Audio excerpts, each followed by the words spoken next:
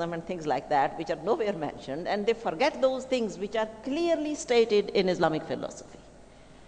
And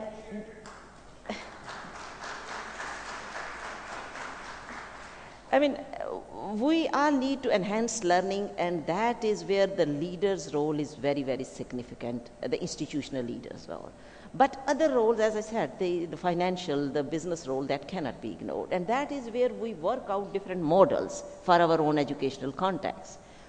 Then also we need to decide what is the contribution of educational leaders within policy making also. Because I know from our Pakistani, because I've worked here for a long time, I know that policy is also imposed from top down. How far that is feasible in enhancing learning. I mean, one day a government comes and says English is out, another day government comes, and that I have seen during my own tenure here. 3 times medium of instruction was changed in 15 years. Once it says, I mean, abolish English language teaching, I mean, media as medium. And second says, no, abolish Urdu as and introduce English. So you see, this sort of ad hoc policies again impact on the educational outcomes. We need to broaden our vision and see what tomorrow we need and go with that rather than get involved in these things which are actually tools. Language is just a tool. No language belongs to anybody, and it's nothing. It's like a toolkit which you learn, which you acquire, like you acquire typing, or like you acquire using computers. You see, as colleagues were saying, technology is a skill. If it is for itself, it is useless. But if it enables you to achieve something, it is a great tool. So that is my response, that use people's skills at multiple, and we will be discussing that in distributed leadership session later today. Use different people's skills and try to get best for educational institutions. Right. Thank you. Thank you, and I will now ask Tina for her comment. Okay, thank you. First of all, I'd like to identify with something that Tony started when he first started to speak. Teachers are leaders, although they haven't got a title, apart from the fact that, in my view, the title of a teacher is the best title that you could possibly have anyway.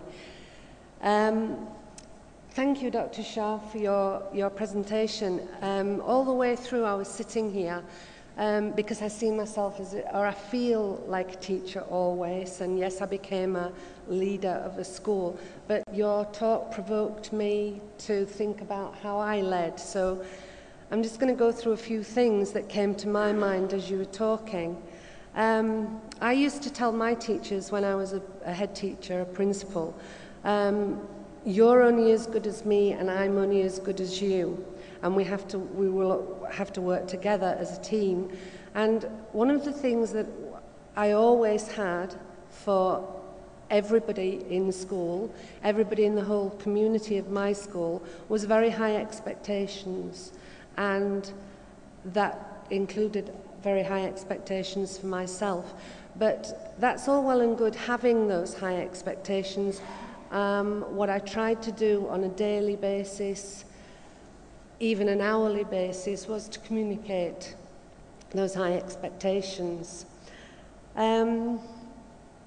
Would try and do what you did to me today, provoke my teachers to ask questions and questions and questions all the time. And I used to have a mantra, and I still actually do in a lot of areas of my job, and that's two. First of all, the what's in it for me factor. So if I'm asking somebody to change, why am I asking for that change? What's in it for me? What's going to be better if I change? And I suppose the other mantra is linked to it, and it's so what. So if I was observing a lesson, for example, as a principal, I would note down that I'd seen a particular thing going on in the classroom. Well, okay, so I saw that, and yes, I understand it's good practice, but what does it actually mean? And if teachers question themselves with that all of the time, why am I doing this? What does it mean to me? What does it mean to my students? So that provoked the instructional leadership. Well, I could talk about that all day, but I won't. I didn't see myself as, and don't see myself as, an instructional leader.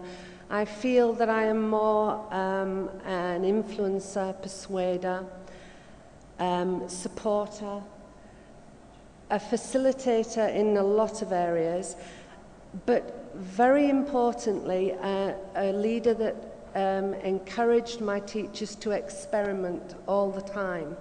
Are we okay for time? Okay, I'll just give a very quick example that I shared with a colleague last night. Having worked in a school that was in special measures, which means a big mess, for a while, I had one of those light bulb moments when a young maths coordinator came to me and she said, Tina, would it be possible for you to find a slot for grade 3 to have one maths lesson a week in the PE hall? Now, that was a hallelujah moment. This meant that I had moved, or we had moved together in our teaching to understand that you need more than a desk to teach maths. So I use that as an example of how I encouraged people to experiment. A relationship that I feel as a leader you have to empower teachers to have is the crucially important relationship with parents. Yes, students, but if you haven't got parents on board, then it's an uphill struggle without oxygen. The other thing is the budget, the dreaded budget word. I was very fortunate in the area in which I worked because we had a group of head teachers and we supported each other in the sort of the business area of things, the property maintenance, the budget things, the sort of things that are kind of non-educational. And we made sure that we supported each other in that, because I felt, as did my colleagues in the group, that it wasn't the job of my teachers in the classroom on a daily basis to worry about where the money was going to come from. That was fairly and squarely my job, and I tried to take that worry away from them. Thank you, Tina. We're not going to have time for questions, so let me just sum up a couple quick things, or put things, if you will, in context. One of the things that we had here in this country in the last several months has been the devastating floods and the like. And people in the West say, well, you should have this very efficient system which takes care of the victims, puts up the housing and so on, and to an extent we'd like to see the government doing that. But in fact, in Pakistan, there is an overwhelming individual response to the flood and to other devastation. People literally go to help set up tents, to help take care of food, to help teach children. It's literally very individualistic, which is very different from the West, and which is very good. And so we need to, there are different kinds of response, so that when we're talking about leadership, we have to put it in context. But in fact, there's a huge literacy issue in this country. And the way I think we solve it is the way we are working forward, and that is, first of all, one at a time. You start schools, you have Master Ayub, who is making effective use of his resources, and those are the steps you take. But the other part that you have to have is you have to have hope.